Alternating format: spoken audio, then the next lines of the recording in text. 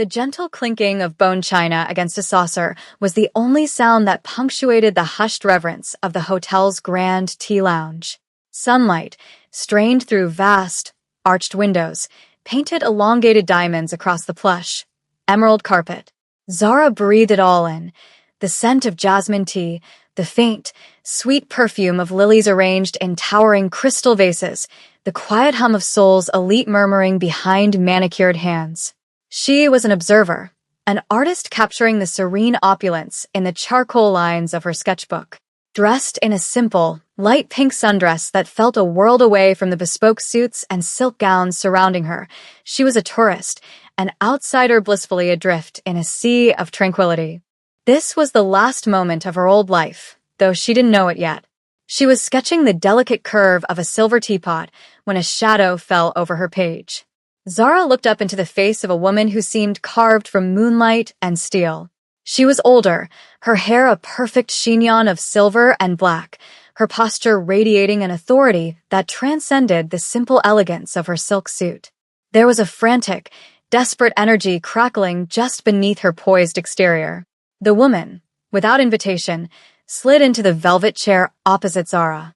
Her eyes, dark and intelligent, scanned the room before locking onto Zara's with a startling intensity.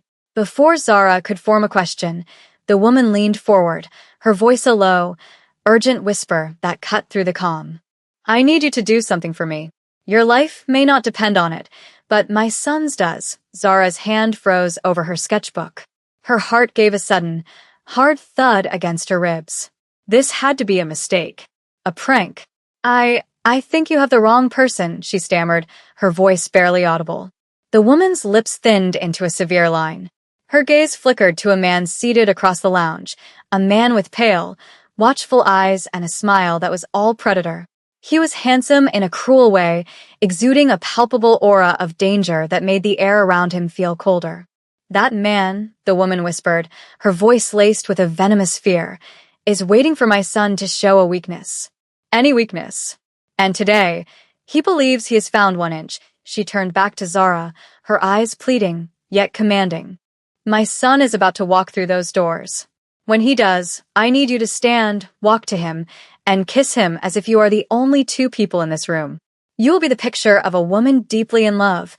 Zara's mind reeled, a chaotic whirlwind of confusion and alarm. "Why me?" she managed, her throat tight. The woman's grip, surprisingly strong, closed around Zara's wrist. "Because you are not from our world. You are a stranger. You are the only one he could not possibly know." Just then, the grand entrance doors swung open. A man stepped inside, and the subtle energy of the room shifted, tilting toward him as if he were a magnetic pole. He was tall, broad-shouldered, and impossibly handsome, his black suit tailored to perfection. His face was a mask of stoic control, but as his eyes found his mother, they widened with a flicker of surprise, quickly extinguished. He began to move toward their table. This was him, the son. The woman's grip tightened. "Now," she commanded, her voice a bare whisper of sound. "Pretend you're my son's fiancé." The world seemed to slow down, the ambient sounds of the lounge fading into a dull roar in Zara's ears. The matriarch, Mrs. Kim, released her wrist, leaving a faint pressure that felt more like a brand than a touch. Across the room, the man with the predatory smile, Victor, watched them, his head tilted with a connoisseur's curiosity. There was no time to think, only to act. Jaeun, the son, was approaching, his long strides eating up the distance between them. His face was an unreadable sculpture of handsome indifference, but Zara could see the subtle tension in his jaw, the way his eyes darted from his mother to her, a silent, urgent question in their depths. Mrs. Kim gave a nearly imperceptible nod, a signal that sealed Zara's fate. Her body moved before her mind could protest, propelled by a surge of adrenaline and the terrifying certainty that refusing was not an option. She rose from her chair, her legs unsteady. Each step toward Jaeun felt like walking a tightrope over a chasm. He stopped a few feet from her, his gaze intense, searching. Her own heart hammered against her ribs, a frantic bird trapped in a cage. She reached him, her hands trembling as she lifted them to frame his face. For a dizzying second, She saw a flash of raw confusion in his dark eyes, a vulnerability that was gone as quickly as it appeared. Then, she closed her eyes and pressed her lips to his. The kiss was a collision of desperation and surprise. His lips were firm, unyielding for a moment before they softened almost imperceptibly, responding to the silent, frantic plea in her touch. It was over in a heartbeat, but it stretched into an eternity. When she pulled back, the world rushed back in. Jaehoon's arm was now wrapped firmly around her waist, his hand resting on the small of her back in a gesture of possessive intimacy. He played his part perfectly. His expression had shifted from stoic control to one of quiet adoration, a mask so convincing it sent a shiver down her spine. "There you are," he murmured, his voice a low, smooth baritone meant for her ears, but pitched just loud enough for others to overhear. I was beginning to worry before Zara could find her voice. Victor was upon them, gliding to their table like a shark sensing blood. "Jaehoon," he purred, his voice thick with a Slavic accent. "You've been holding out on us." He extended a hand, not to Jaehoon, but to Zara. Viktor Volkov. "A pleasure." Zara placed her trembling hand in his. His grip was cold, his thumb stroking her knuckles in a way that felt both courteous and violating. Jaehoon's arm tightened around her. "Victor," he said, his tone dangerously smooth. "This is Zara, my fiancée." The word hung in the air, a lie so potent it felt like a physical weight. Victor's smile widened, but it never reached his cold, calculating eyes. "Fiancé?" My. "A secret engagement." How very romantic. "And how very unlike you." The veiled threat was unmistakable. The public performance had begun, and Zara was its unwilling star, caught in a silent war waged with polite smiles and deadly subtext. The short walk from the tea lounge to the gleaming black sedan waiting at the curb felt like a journey to another planet. The city's vibrant sounds, the cheerful chatter of tourists, and the distant melody of a street performer seemed to belong to a life she had inhabited only minutes ago but could no longer reach. Now, there was only the suffocating silence between her and the two figures who had commandeered her existence. Flanked by Jaehoon and his mother, she was guided into the car's leather-clad interior. The door closed with a heavy, final thud, sealing them in a cocoon of tinted, bulletproof glass. The city blurred into a watercolor wash of neon and concrete as the car pulled silently into traffic. Zara sat rigidly, her hands clasped so tightly in her lap her knuckles were white. She stared at her pink dress, a flimsy shield of normalcy against the crushing weight of their world. The opulence of the car, with its polished wood grain and the scent of expensive leather, felt less like a luxury and more like the interior of a gilded cage. They drove for what felt like hours, leaving the dense heart of Seoul behind for the winding, forested roads of an exclusive district. Finally, the car slowed and turned through a set of immense, unmarked iron gates that swung open without a sound. They swept up a long, private drive, flanked by ancient pine trees that stood like silent sentinels. The Kim family estate was not a house, it was a fortress. A sprawling, magnificent structure of dark wood and gray stone, it blended traditional Korean architecture with a stark, modern defensibility. High walls, almost invisible against the lush landscape, encircled the property, their tops glinting with the subtle menace of advanced security. Inside, the air was cool and still. Zara was led through a series of grand, minimalist rooms, each decorated with priceless art and antiques, yet possessing the austere, impersonal feel of a museum. She was brought to a large study where a man stood with his back to them, gazing out a floor-to-ceiling window at a meticulously manicured garden. He turned as they entered. This was Mr. Kim. If his wife was steel and his son was controlled fire, he was the unyielding mountain from which they were forged. He was not a large man, but his presence filled the room, his silence more commanding than any shout. His dark, piercing eyes moved over Zara, not with judgment, but with a chillingly thorough assessment. He was weighing her, measuring her, calculating her utility.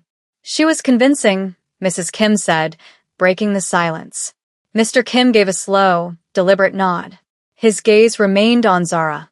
"My son's life was in your hands today," he said, his voice a low, gravelly rumble. It wasn't an accusation, but a statement of fact. We are grateful gratitude, Zara thought, felt terrifyingly close to ownership. For this deception to hold, Mr. Kim continued, his voice leaving no room for argument. It must be flawless. Viktor Volkov is not a man who overlooks details. He will have his people looking into you by now. When they do, they must find a story that is airtight. He gestured to a chair. You will be staying with us. You will learn our history. You will become part of our family in every way that matters to the outside world. To leave now is to paint a target on your own back. You are a part of this now. The only way out is through. Zara's protest died in her throat. The finality in his tone was absolute. The choice had never been hers at all. Later, after his parents had left them, Jaehoon escorted her to a sprawling suite of rooms that were to be hers.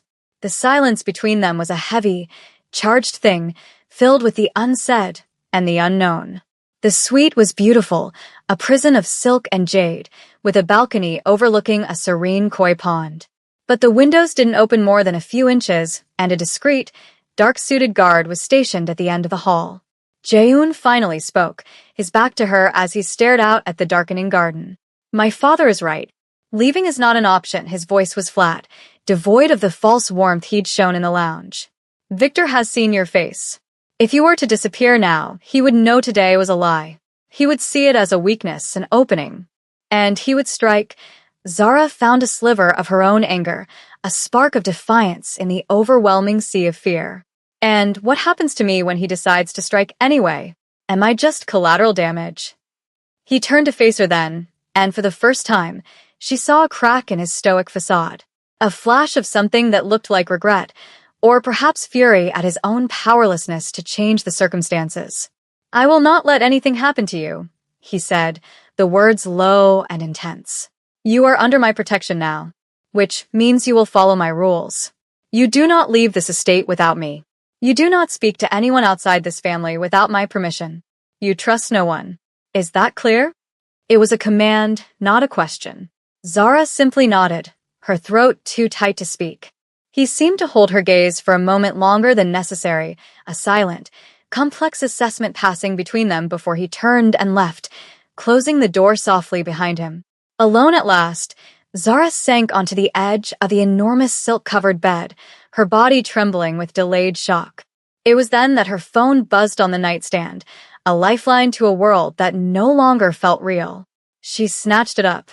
The screen glowed with a picture of her best friend, Chloe, grinning on a beach. Zara. Oh my God, you will not believe the market I found in Insadong. Chloe's voice was a cheerful, sun-drenched wave of normalcy that crashed against Zara's new reality, and the impact was devastating. They have these amazing handmade brushes. I bought you a set. Are you having a good time? You are so quiet today. Zara squeezed her eyes shut, fighting back a sob. She looked around the opulent room, her gilded cage.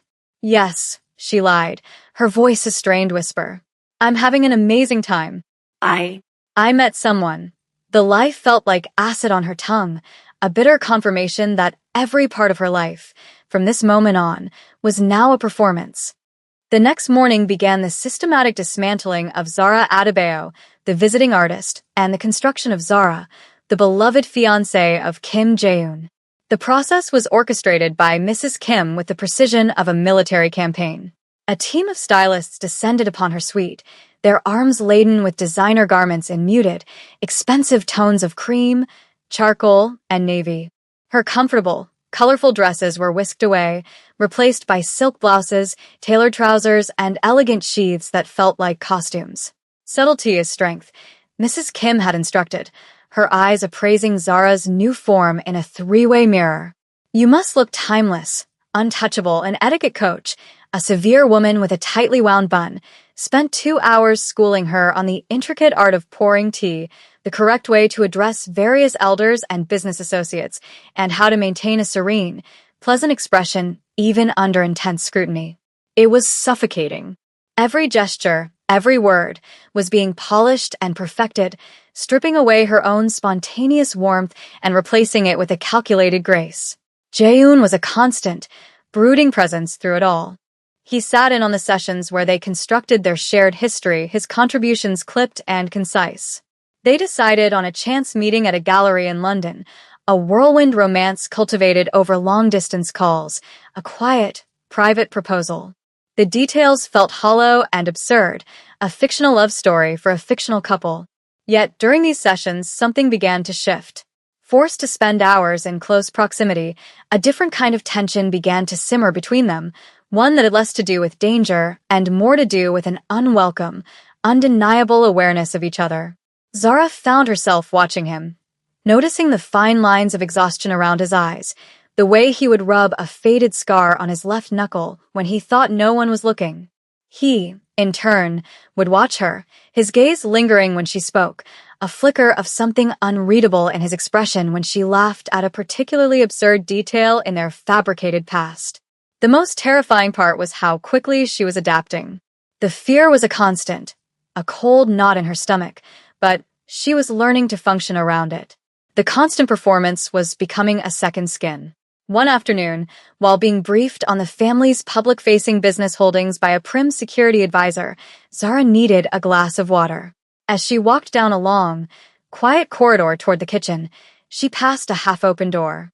The voices from within were low and urgent, not meant for her ears. "Victor's men hit the Busan shipment," a gruff voice said. "4 of ours are gone. They didn't even try to take the product." It was a message the blunt, brutal words stopped her cold. This was the reality beneath the silk and porcelain, a world of violence and death, of messages sent in blood. She backed away slowly, her heart pounding, the cold knot of fear tightening its grip. As she rounded the corner, she nearly collided with a young man who had been approaching from the other direction. He was handsome, with a charming, easy smile that was a stark contrast to Jaehoon's stoicism. "Whoa, there," he said, steadying her with a hand on her arm. "You look like you've seen a ghost." He introduced himself as Minjun, Jaehoon's cousin. His demeanor was warm and reassuring. "Don't let this place intimidate you," he said with a conspiratorial wink. "The bark is much worse than the bite. Jaehoon may seem like a thundercloud, but he's a good man. I'm glad he's finally found someone. If you ever need a friend, or just someone to talk to who isn't a bodyguard, I'm here." His kindness was a balm, but as he walked away, a prickle of unease traced its way down her spine. His questions had been friendly, but just a little too probing about how she was really feeling, how she was really handling the pressure. It was a feeling she couldn't shake. Later that evening, Mrs. Kim decided they needed to be seen as a believable couple, which, in her mind, required them to be able to dance together at an upcoming charity gala. A string quartet was assembled in the cavernous ballroom. As Jaehoon took her in his arms, the professional distance they'd maintained dissolved. Her hand rested on his shoulder, his on her waist. The heat of his palm seemed to burn through the fabric of her dress. They moved together stiffly at first, two strangers forced into an intimate orbit. But as the sad, sweet melody of the cello filled the air, their bodies began to find a rhythm. The world narrowed to the space between them, the scent of his cologne, the soft brush of his jacket against her cheek. The pretense, the danger, the lies, it all faded away for a few stolen moments. He looked down at her, his dark eyes vulnerable for the first time. "You are a fast learner," he whispered, his voice rough with an emotion she couldn't name.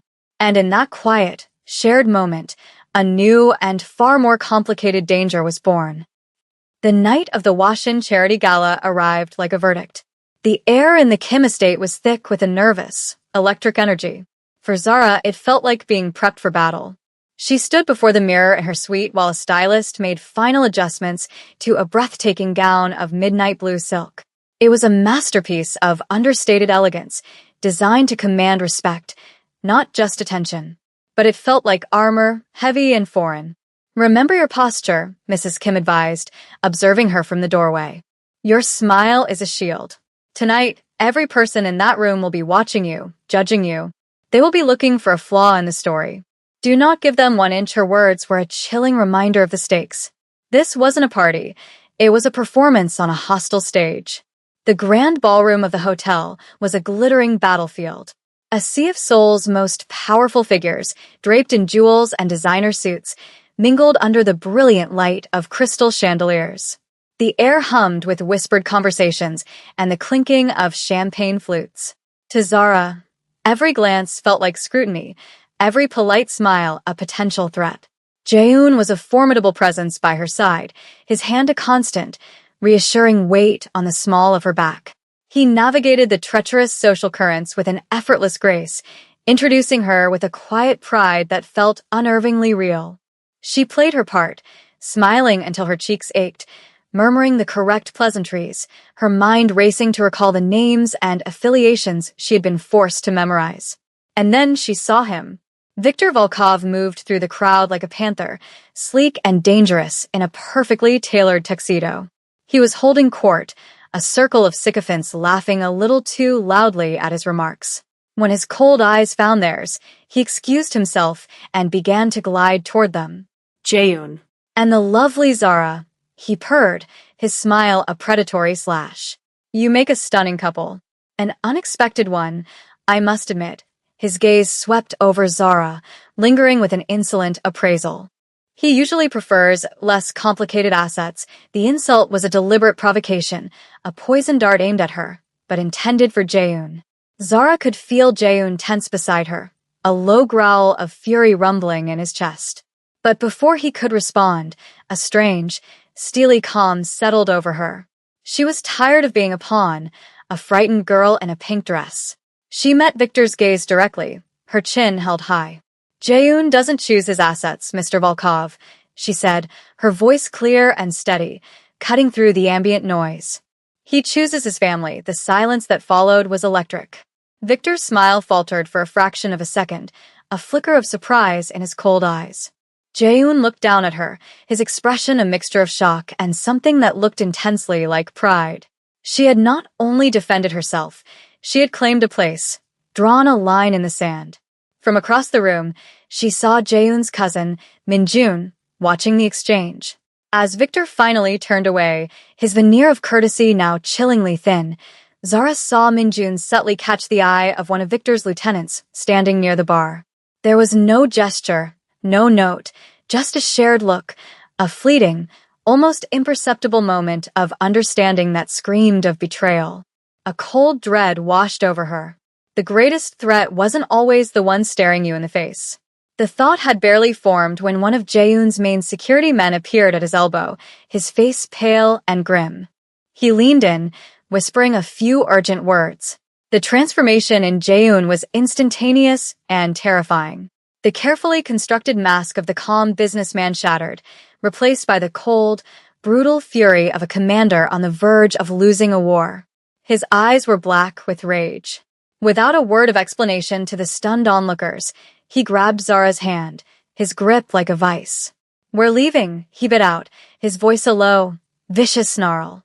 Now he pulled her through the crowd, his security detail materializing around them, clearing a path. The curious, shocked faces of Seoul's elite became a blur. The music, the laughter, the glittering chandeliers all faded into a distant memory as they were plunged from the deceptive light of the gala into the raw, urgent darkness of the unknown. The chaos of their exit was a violent blur. Jaehoon's security detail moved with brutal efficiency, parting the sea of stunned socialites like a ship's prow through water. The air outside the hotel was cold, a stark shock after the ballroom's warmth. They were bundled into the back of the waiting sedan before the doors had even fully opened, the engine roaring to life and peeling away from the curb with a squeal of tires that ripped through the night's polite facade. Inside the car, the silence was a roaring vacuum. Jaehoon stared out the window, his jaw a rigid line of granite, the city's neon lights flashing across the furious planes of his face. He hadn't let go of Zara's hand. His grip was painfully tight, an anchor of rage in the swirling storm of his emotions. Zara watched him, her own fear a cold, metallic taste in her mouth. This was the man behind the mask, stripped of all pretense. The controlled businessman was gone, and in his place was a predator who had just seen his territory violated. What happened? She finally dared to ask, her voice small in the cavernous interior of the car. He turned his head slowly, his eyes meeting hers. The fury in them was so raw, so potent, it made her flinch. Viktor didn't just come to the gala to trade insults, he said, his voice a low, chilling growl. While he was smiling in our faces, his men were hitting a private cargo port we control in Incheon. The one my father was personally overseeing tonight, the blood drained from Zara's face. Mr. Kim, the formidable, unshakable patriarch. Is he? He's alive. Jaehoon cut her off, the words sharp as broken glass. He wasn't on site, but many of our men were. It wasn't a raid, Zara. It was a massacre. They executed everyone. They didn't take a single thing. He finally released her hand, running his own through his perfectly styled hair, disrupting its order. It was a gesture of such profound frustration and grief that it humanized him more than any smile ever could. It was a message. The one you intercepted tonight was for show. This was the real 1 inch. He leaned his head back against the leather seat, closing his eyes for a brief moment. He's declaring war. The car sped through the night, a black arrow aimed at the heart of a brewing storm. Zara looked at Jaehoon, at the man burdened by a weight she could barely comprehend, and felt a new emotion stirring beneath her fear, a fierce, protective instinct. She reached out, her fingers hesitating for a second before gently resting on his clenched fist. He didn't pull away. His fingers uncurled, his hand turning to tentatively entwine with hers. It was not a gesture of romance, but of shared humanity in the face of impending darkness, a silent acknowledgement that they were in this together, whether they had chosen it or not. The estate was on high alert. The serene fortress had become a military command center, dark sedans sweeping up the drive and men in sharp suits speaking in low, urgent tones into earpieces. The atmosphere inside was suffocatingly tense. Mr. Kim was already in his study, a formidable, silent statue of contained rage, while Mrs. Kim directed staff and security with the cool, efficient authority of a general. Zara felt like a ghost, drifting through the hallways, completely out of her depth. She was a liability, a civilian caught in a war zone. She retreated to her suite, the silken prison feeling more constricting than ever. She stood on the balcony, wrapping her arms around herself as she stared into the dark, manicured gardens. The cool night air did little to calm the frantic beating of her heart. She heard the soft click of the door opening behind her, but didn't turn. She knew it was him. Jaehoon came to stand beside her, the silence stretching between them, thick with the night's tragic events. He had shed his tuxedo jacket and tie, his white shirt was unbuttoned at the collar, and he looked utterly exhausted. "You should try to get some sleep," he said, his voice rough. "I can't," she confessed, her voice a whisper. "All I can see are their faces at the party, and now She trailed off, unable to articulate the horror. "What you did tonight," he said, changing the subject, his gaze fixed on the distant city lights. Standing up to Victor. "No one has ever done that for me."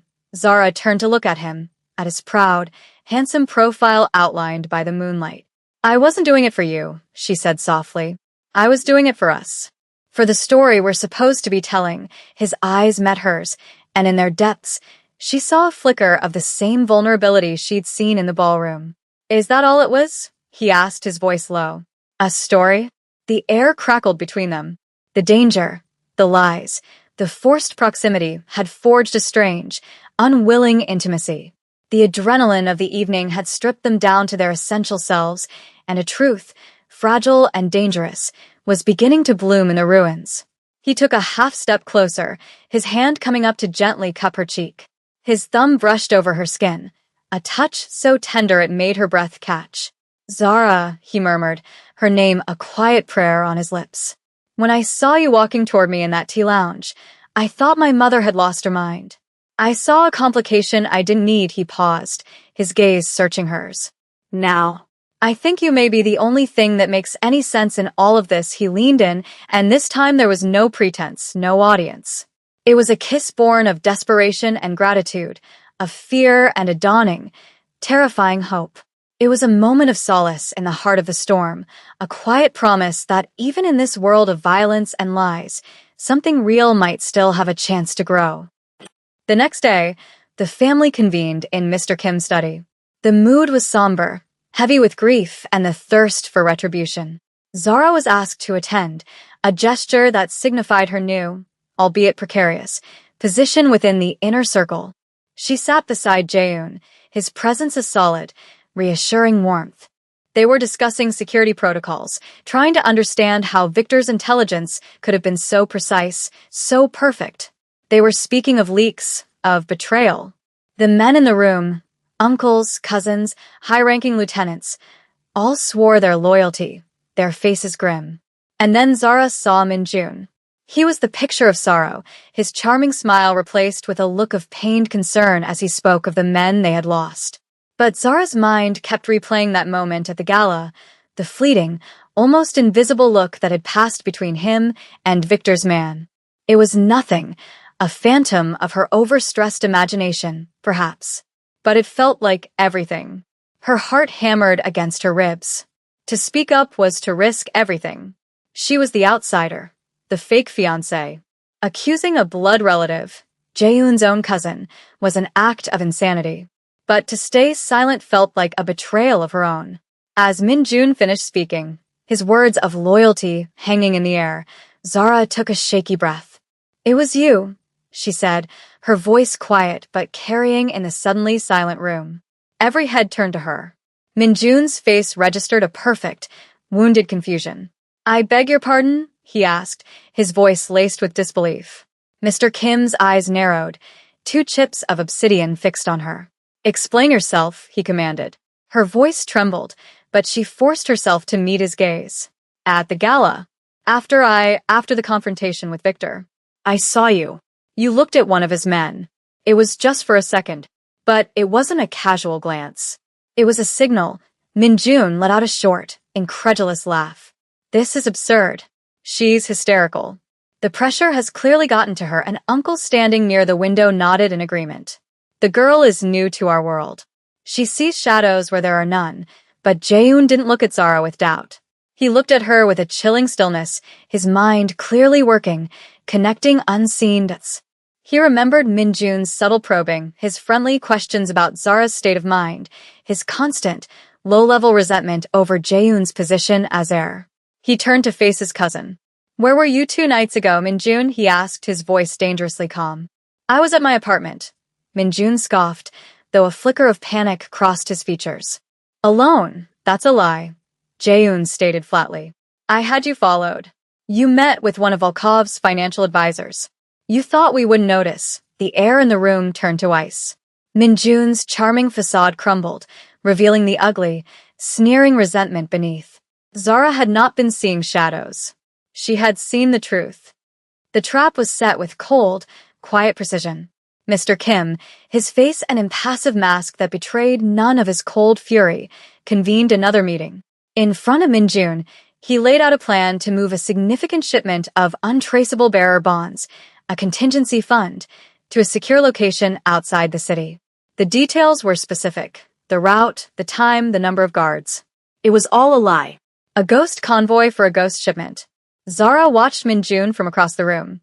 He absorbed the information with feigned diligence, asking the right questions, his concern for the family's assets appearing entirely genuine.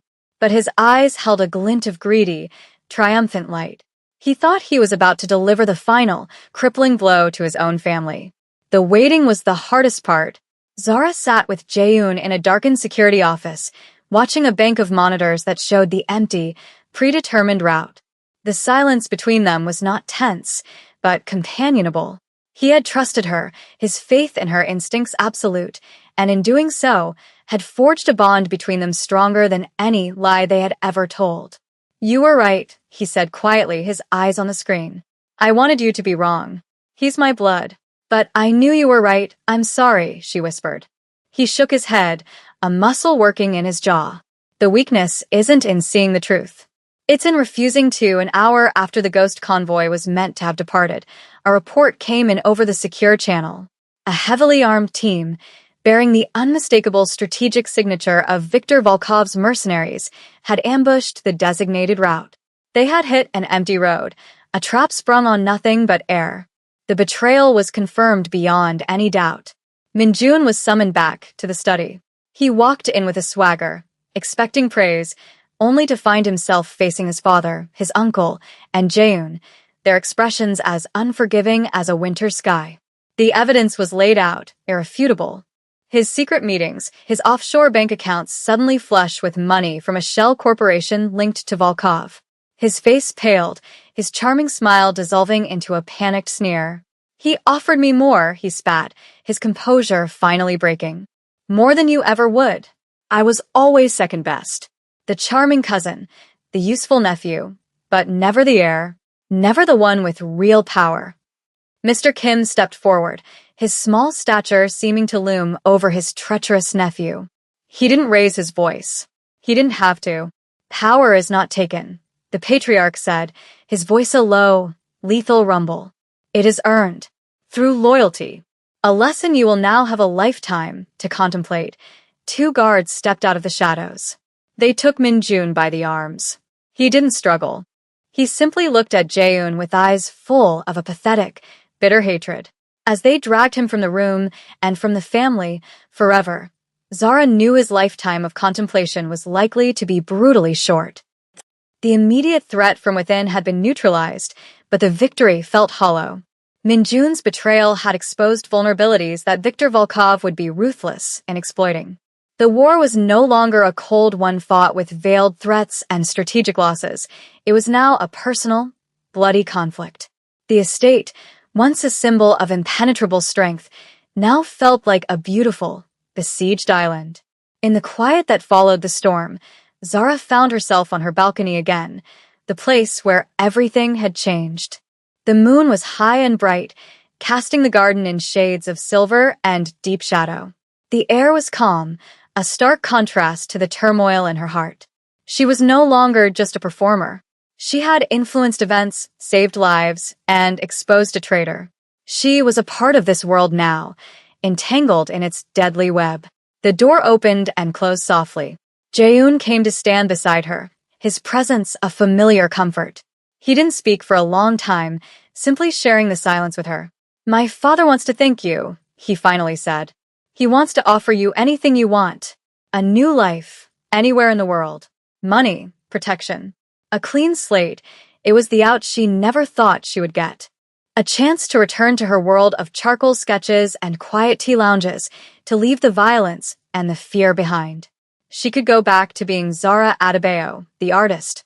But the thought of leaving him, of this intense, terrifying, and unexpectedly profound connection, left a gaping void in her chest.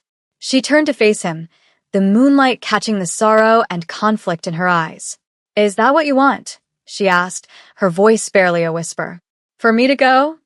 He took a step closer, his hands coming up to frame her face, his touch gentle, reverent.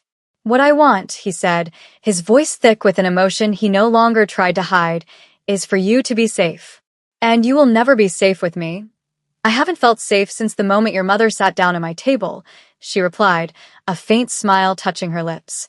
"But here with you, I don't feel so afraid." The truth of the statement settled between them, undeniable and powerful.